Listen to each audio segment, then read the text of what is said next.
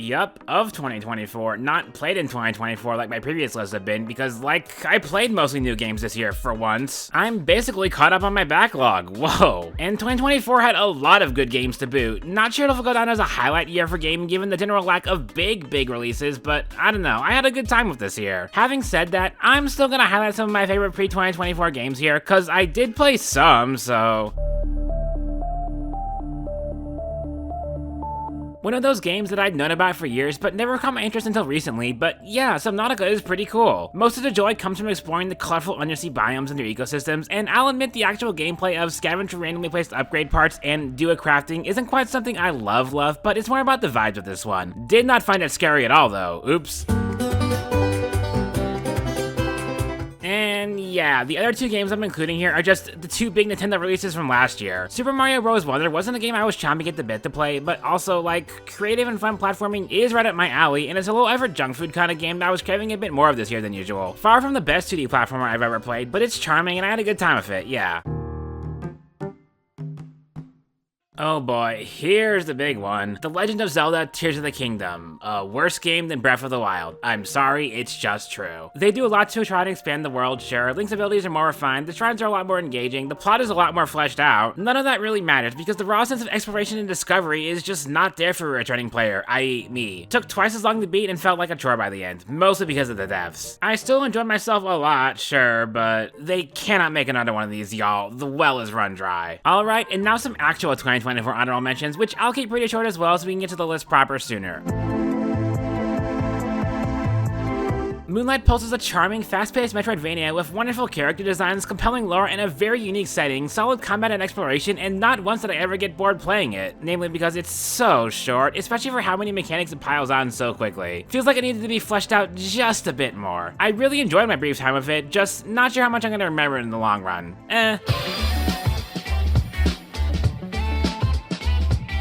So, Astrobot, Game of the Year, huh?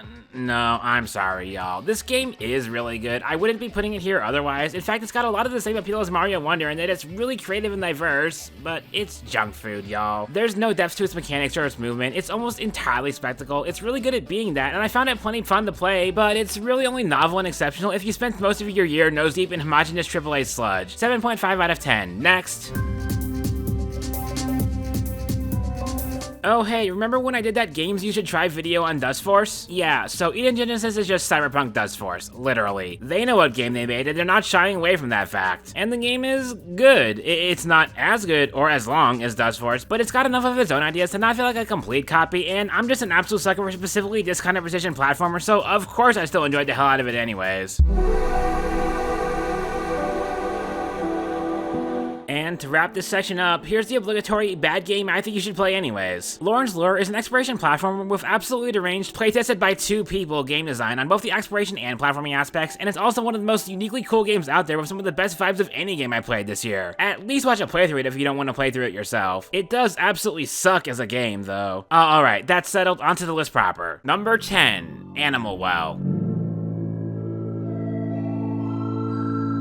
Here's Crow, back at it again, ranking a beloved indie darling a bit lower than you'd expect. In my defense, I knew about Animal Well before the hype, and I'm not saying I was disappointed in it either, considering, I mean, for a Puzzlevania type of game, yeah, it's really damn good. Zero text tutorials, 100% intuiting the mechanics of your various tools through experimentation and good puzzle design. And the vibes are immaculate, gloomy yet vibrant all the same, which makes exploring the world rewarding in of itself. And the map isn't too big, but it's incredibly dense with things to do, secrets to find, paths that loop in on each other. It's a meticulously crafted puzzle box that you pick apart piece by piece, with layers and layers to its puzzles that range from simple to how the hell did anyone ever figure this out? The main downsides, i.e. why it's not higher on my list are, well, that last bit mostly. By the time I was done with its second layer of puzzles, I'd had about enough, looked up the last few eggs, and ultimately decided I didn't really need to see more, especially since everyone had already solved the ARG puzzles by then. And there's some rough edges to the level design too. It's good, but it's not perfect. Still absolutely worth your time though. Number 9, Bo, Path of the Teal Lotus. Fox Game. Bo Path of the Teal Lotus asks a very important question. What if Hollow Knight but pogoing was everything? Pogoing to recharge your double jump is such a simple mechanic, but god does it make movement so much more fun, and in turn makes combat into a beautiful aerial dance. Hell, there's an achievement for beating a boss without ever touching the ground once. It's the kind of game that feels good to master, but it also just feels really good to play, period. Movement is fun. It's my favorite aspect of most games. If I made a video game, I'd make sure the movement was fun before anything else. And the level design lets you have a lot of fun with the movement, even if it's a bit on the linear side for that genre and a bit small on the whole too. The kind of game you refer to as short but sweet, but boy howdy is it sweet. Also, like, the aesthetics are gorgeous. Again, just having a beautiful and stylish world to explore makes the act of exploring a joy. The cartoony art style, the vibrant colors, creative character and world designs, it's just pure eye candy. Oh, and it's the only game I've ever played where you get to bear witness to a fox wedding, so pretty sure that makes this the best game of all time, actually. Fox Wedding, yes! Number 8, Crypt Custodian. This is the point where I start realizing just how stacked 2024 was for games, because Crypt Custodian is only the 8th best game of the year? Huh? And yes, third Metroidvania in a row, I have a tie, but this one's more of an isometric action game than anything that just so happens to also be filled with exploration and platforming. Surprisingly good platforming given this top-down perspective, and the map is surprisingly open-ended too. Also, you're a kitty with a broom. Yeah, a bad kitty sent to custodian hell, but not really, because all kitties are good kitties. And this kitty can fight, really damn well even. Combat is fast-paced and incredibly satisfying, and the builds and boss refight mode really made me appreciate it and the boss designs that much more. It's never super challenging per se, but you have lots of build options and it all just generally feels good. And given its heavy themes of death, it's surprising how cozy the vibes are. Generally upbeat and charming writing, even if there's a twinge of irony to it, and while themes are never too deep, there's just enough there to make you feel something. Pair that with some crisp visuals and pleasant vibes, it's just a world that feels nice to exist in, even if it's, you know, the afterlife. All cats are beautiful and also go to heaven. Yeah. Number 7, 1000 Times Resist. 1000 Times Resist is the least game of all the games on this list, but counterintuitively also the one that best takes advantage of the medium. Hell, I'm not sure any other game has so thoroughly explored every possible avenue of perspective and interactivity like this one has. And it's an absolute visual treat, brimming of style and creativity to craft a world just uncanny enough to feel alien, while just familiar enough to find relatable. It's also, the kind of game where the less you know going in, the better, so I'm not going to say any more, other than that it's an incredibly compelling science fiction thrill that kept me hooked the whole way through, and it's replete with thematic depth with such variety and yet specificity that it's bound to get to you in one way or another. Be it themes of family and generational trauma, post-COVID trauma, or its explicit relation to Hong Kong. And as masterful as the game is in many aspects, I will admit that at the end, I did personally come away slightly unsatisfied with the ending, and with a few big holes in my understanding that still haven't quite been filled, but man, I can't argue that the ride wasn't worth the time invested, and it's such a unique experience that even with my hangups, I simply can't not recommend it all the same. Number 6, Master Key.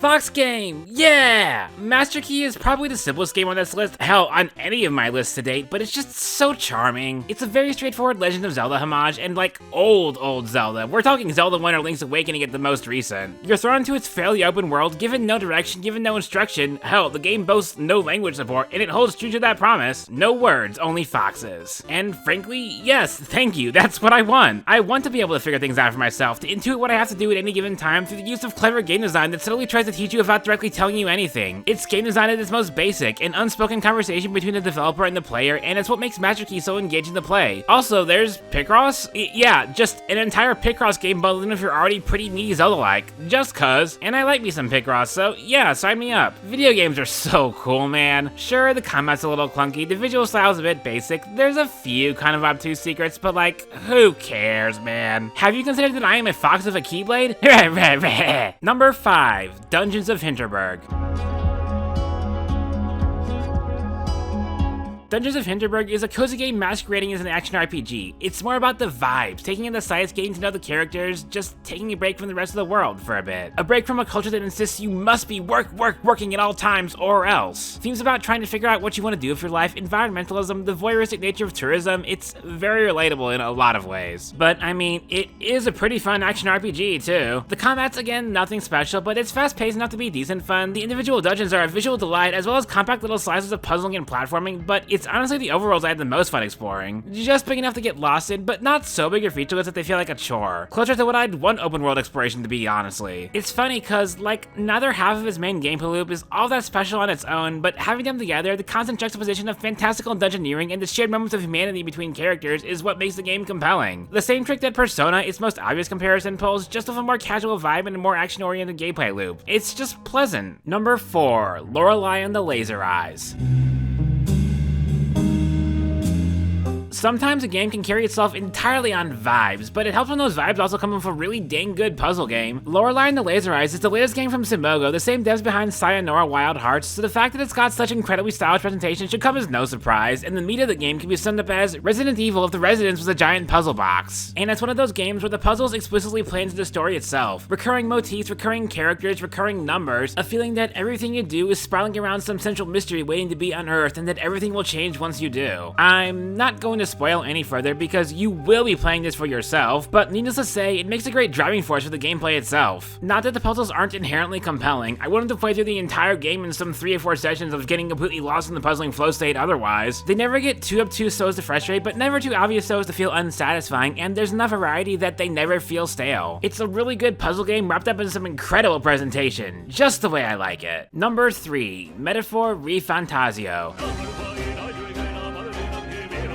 And here's the obligatory game that people actually know. Metaphor ReFantazio. As someone who's not a big fan of JRPGs, but had played Persona 4 and 5 in the past, and seen a playthrough of 3, so don't at me, I knew I was gonna have a pretty good time with this one, even if a fantasy setting full of political intrigue and overt themes of racism didn't quite sit well with me given a certain other game, but no, this one's actually really good. Like, mechanically, it's probably the most I've enjoyed a JRPG in years. 9 infinite options on how to build your party, combat so fast-paced it's only a few steps removed from a pure action RPG, and enough depth and strategy to the inherent mechanics that even I could get into it, even if I did get a bit tired of the endless fighting at points. Being an 80-something hour RPG will tend to do that, but it's the story and characters where this game shines, both in its heroes and its villains. I love him so much. Luis is a surprisingly compelling antagonist, and every party member adds something to the dynamic. The narrative has a ton to say about our socio-political climate through the lens of, well, metaphor, and the game excels at spectacle when it needs to. Was a wonderful way to end off my year, and I suggest you do, in fact, believe the hype. Number 2, The Big Catch Tackle Box. I am getting up on stage to tell you that, yes, one of the best games of 2024 is, in fact, a free demo. The Big Catch is an upcoming 3D collectathon platformer, one I'd already backed during its funding campaign, and Tackle Box is our first taste of it, and oh boy did I absolutely hedge my bets well. This is quite literally exactly what I wanted in a 3D platformer. And this is just a demo, an 8 to 10 hour demo that's a complete separate experience of its own, but really though, this is everything. Movement that's simple enough to intuitively understand, but with so much nuance and depth that the game teaches you through its level design while also expecting a lot of the player in return. Level design that gives that wonderful feel of parkouring around vast abandoned structures, complete freedom to explore its open world from the word go, where your only limiter is your own game knowledge. It's so rewarding to play. After I'd fully completed the game, you know what I did? I went back and did it again. Did it better, faster, and not for a second did it stop being fun. Hell, the only reason I haven't gone back for even more is that I really do not want to ruin the eventual full game for myself. If this is an appetizer, then the main course is going to be the goddamn game of the year whenever it does drop. And hey, speaking of, number 1. Nine Souls.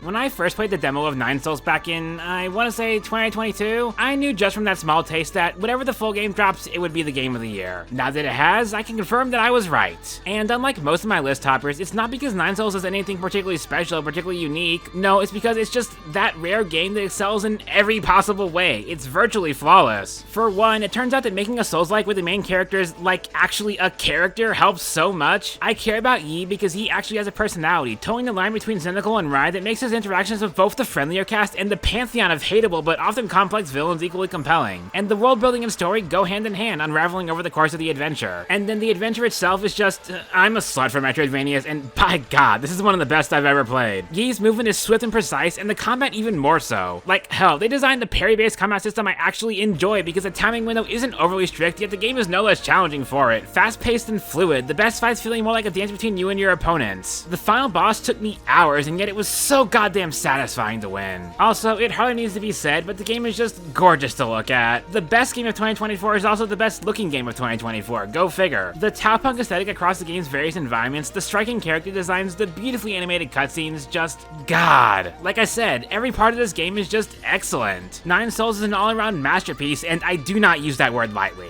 Best game of 2024, hands down. I've been Crow, and remember to hydrate, gamers. Good night.